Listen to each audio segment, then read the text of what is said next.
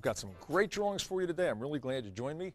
And let's get started with our first drawing, and it's going to be of a fella eating a giant turkey leg. So we'll start with our pencil, and I want you to join in with me. We're going to start very simply with some shapes. And there's a big oval for his head, and now here's a triangle shape for his body. And this arc here will now be like he's sitting at a table, maybe in a restaurant. And now let's put some arms in. We'll use sticks for that. And a circle here for his hand.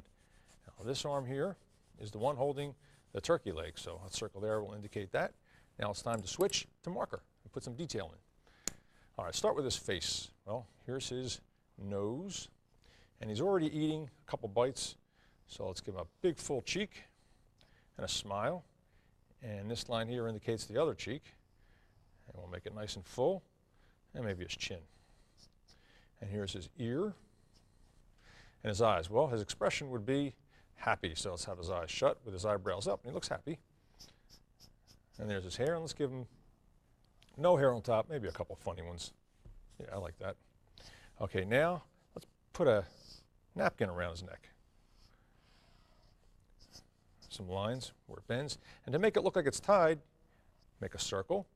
And then a couple of teardrop shapes. And it looks a little like a bunny rabbit, doesn't it? Now it looks like it's tied. Now this line here that we have already laid down, all we have to do is thicken it up. And that'll be for his sleeve. And where it bends, I put a couple lines there. Detail like that for buttons. Maybe his cuff is out. And his hand, well, it's just sitting on a table. So here's his palm. And here's his fingers. 1, 2, one more. All right.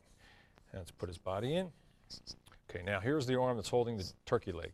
So we're going to thicken that one up as well. Come down. And here's his cuff. Now, the way he's holding the turkey leg is kind of an interesting hand pose.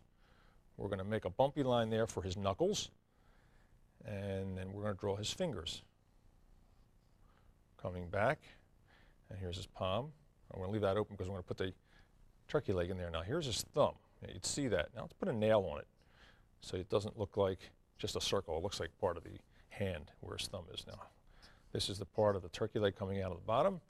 And up here, let's give it a real big look to it, and a couple jagged lines like this, where it looks like I took a bite or two out of it, and some bumps on it. Now for the table and cartoon effects and accessories, how about sound effects? Jump. These make your cartoons funnier. How about a couple chews? Pretty good. Some movement. He's waving this thing around. And now let's put some color into them. And first, I want to erase the pencil lines, because that's the way you lay out a cartoon.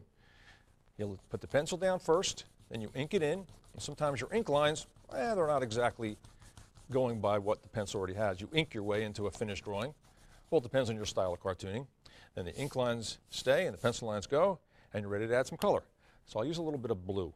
I hope you were joining in. I really do.